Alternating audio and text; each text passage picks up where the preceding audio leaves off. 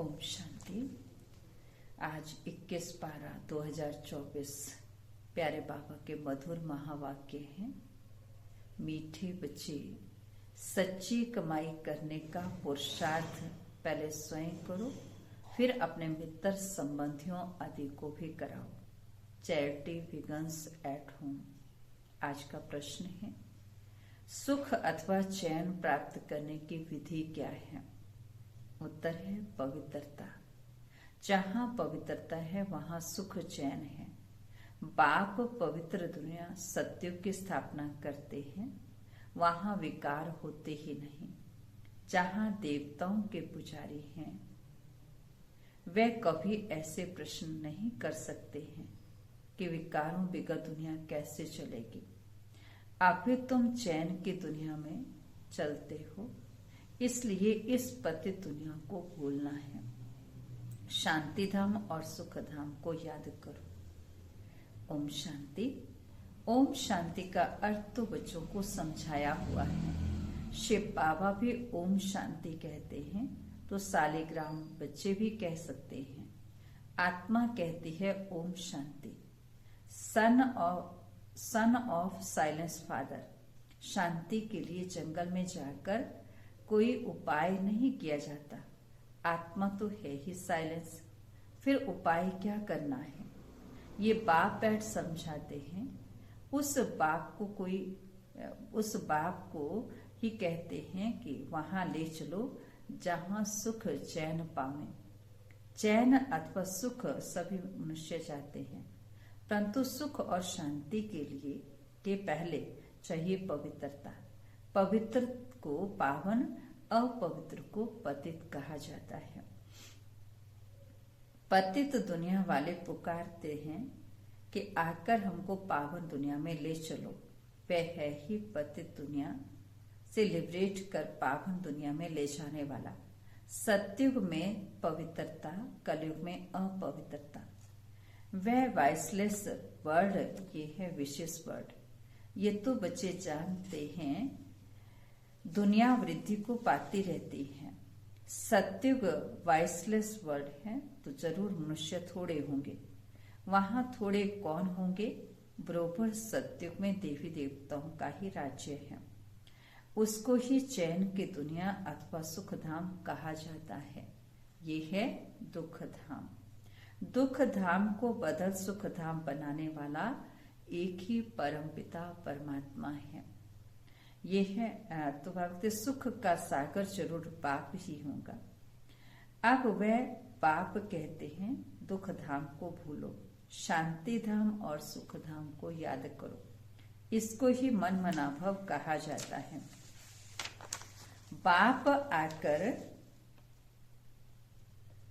बाप आकर बच्चों को सुख धाम का साक्षात्कार कराते हैं। दुख धाम का विनाश कराए शांति धाम में ले जाते हैं। इस चक्कर को समझना है। 84 जन्म लेने पड़ते हैं। जो पहले सुख धाम में आते हैं उन्हों के हैं 84 जन्म। सिर्फ उन्हों के हैं 84 जन्म। सिर्फ इतनी सी बातें याद करने से तुम बच्चे सुख धाम के मालिक बन जाते हो। बाप कहते हैं बच्चे शांति धाम को याद करो और वर्षे को याद करो, अर्थात तो सुख धाम को याद करो। पहले तुम शांति धाम में जाते हो, फिर अपने को शांति धाम ब्रह्मांड का मालिक समझो। चलते फिरते अपने को वहां के रहवासी समझेंगे तो ये दुनिया भूलती जाएगी। सत्युग है सुख धाम, परंतु सभी तो सुख धाम में नहीं आ सकते। ये बातें समझेंगे वही जो देवताओं के पुजारी हैं। ये है सच्ची कमाई जो सच्चा बाप सिखलाते हैं। बाकी सब है झूठी कमाइयां। अविनाशी ज्ञान रत्नों की कमाई ही सच्ची कमाई कही जाती है। बाकी विनाशी धन दौलत ये है झूठी कमाई। द्वापुर से लेकर इस झूठी कमाई करते आए हो। इस अविनाशी सच्ची कमाई की प्रारब्ध सत्युग से शुरू हो त्रेता में पूरी होती है, अर्थात आधा कल्प भोगते हो। फिर बाद में झूठी कमाई शुरू होती है, जिससे आधा कल्प क्षण भंगुर सुख मिलता है। ये अविनाशी ज्ञान रतन, ज्ञान सागर ही देते हैं। सच्ची कमाई सच्चा पाप कराते हैं। भारत सचखंड था, भारत ही झूठखंड बना है, और सब खंडों को सचखंड झूठखंड नहीं कहा जाता है। सचखंड बनाने वाला बादशाह ट्रुथ वे है, सच्चा है गॉडफादर, बाकी सब झूठे हैं। सत्युग में भी सच्चे फादर मिलते हैं, क्योंकि वहां झूठ पाप होता ही नहीं। ये है ही पाप आत्माओं की दुनिया, वह है पुण्य आत्माओं की दुनिया। तो अब इस सच्ची कमाई के लिए कितना पुरुषार्थ करना चाहिए। जिन्होंने कल पहले कमाई की है वही करेंगे। पहले खुद सच्ची कमाई कर, फिर पियर और ससुर घर को ये सच्ची कमाई करानी है। Charity begins at home. सर्वव्यापी के ज्ञान वाले भक्ति कर नहीं सकते। जब सभी भगवान के रूप हैं, फिर भक्ति किसकी करते। तो इसी दुमन से निकालने में मेहनत करनी पड़ती है। सन्यासी लोग चैरिटी बिगन्स एट होम क्या करेंगे। पहले तो वह घरबार का समाचार सुनाते ही नहीं। बोलो क्यों नहीं सुनाते हो, मालूम तो पढ़ना चाहिए ना। बतलाने में क्या है, फलाने घर के थे, फिर संन्यास धारण किया। तुमसे पूछे तो तुम झट बतला सकते हो। सन्यासियों के फॉलोअर्स तो बहुत हैं। वह फिर अगर बैठ कहें कि भगवान एक है, तो सभी उनसे पूछेंगे तुमको किसने ये ज्ञान दिया। कहेंगे बीके ने, तो सारा उनका धंधा ही खलास हो जाए। ऐसे कौन अपनी इज्जत गवाएंगे, फिर कोई खाना भी नहीं ना दे।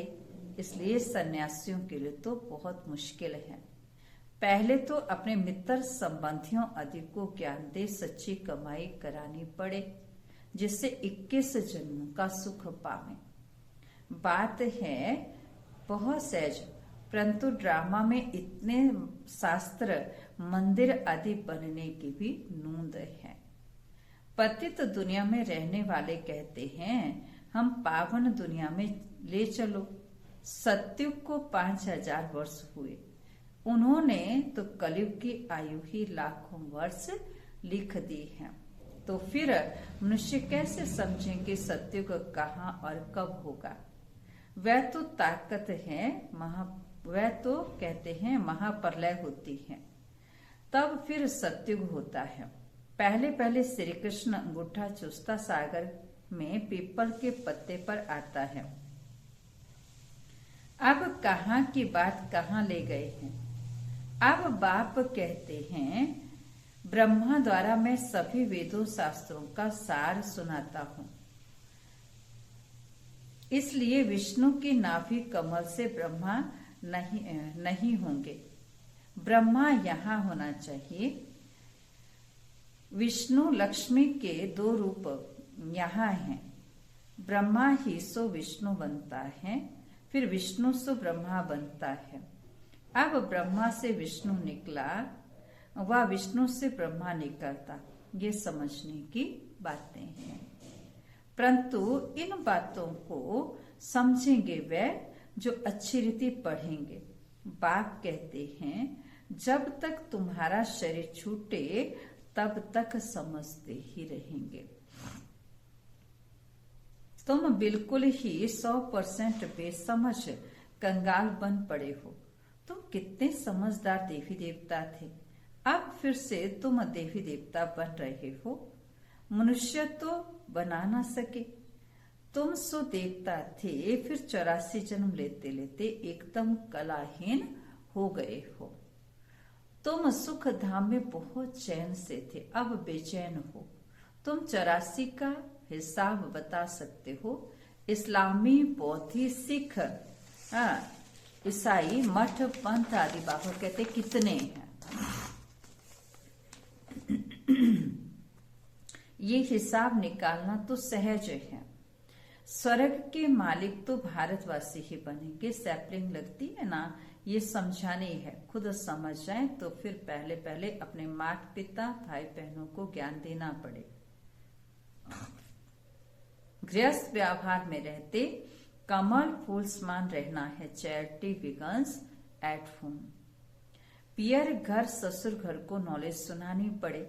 धंधे में भी पहले पहले अपने भाइयों को ही भागीदार बनाते हैं। यहाँ भी ऐसे है।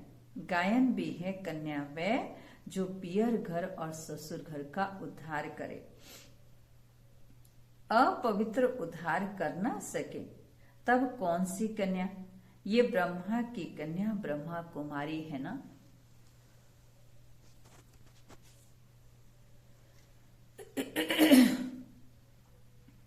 तो बाबा कहते ये ब्रह्मा की कन्या ब्रह्मा कुमारी है ना। यहाँ अधर कुमार कुमारी कन्या का मंदिर भी बना हुआ है। यहाँ तुम्हारे यादगार बने हुए हैं। हम फिर से आए हैं भारत को स्वर्ग बनाने। ये दिलवाड़ा मंदिर बिल्कुल एक्यूरेट है। ऊपर में स्वर्ग दिखाया है। स्वर्ग है तो यहाँ ही राज्यों की तपस्या भी यहाँ ही होती है।